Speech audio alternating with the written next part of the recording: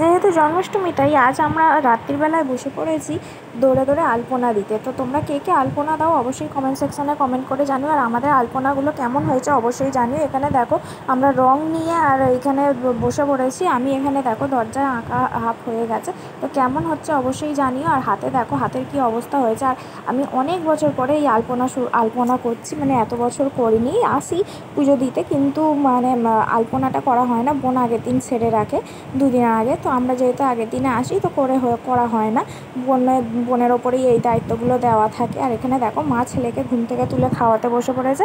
আর তারপরে দেখো এখানে আমার আলপনাটা কেমন হয়েছে অবশ্যই কমেন্ট সেকশানে কমেন্ট করে জানিও। আর চলো আমার বোনের আলপনাটা তোমাদের দেখিয়ে দিই। আর তোমরা জন্মাষ্টমীর দিন কে কী করবে অবশ্যই কমেন্ট সেকশানে কমেন্ট করে জানাবে, কে কিরম পুজো দেবে না দেবে আমিও দেখবো।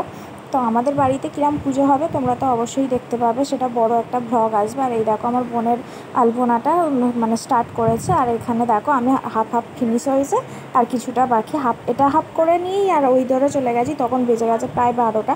তারপরে ওই দৌড়টা যখন ধরে শেষ করতে যাচ্ছি আরেকটা দরজায়, তো সেটা তখন বেজে গেছে প্রায় 2টো। আমার চোখ ঘুমে ঢুলুঢুলু করছে। আর কাল যেহেতু উপোস করব, তোমরা কে কে উপোস করে নির্জলা পুজো দাও অবশ্যই কমেন্ট করে জানিও। আর এখানে দেখো আমার চোখের অবস্থা খুবই খারাপ। তো চলো তাড়াতাড়ি কাজ ফিনিশ করে আজকের মতো টাটা জানাই, আবার কাল দেখা হবে। তো চলো চ্যানেলটা সাবস্ক্রাইব করে দিও, টাটা।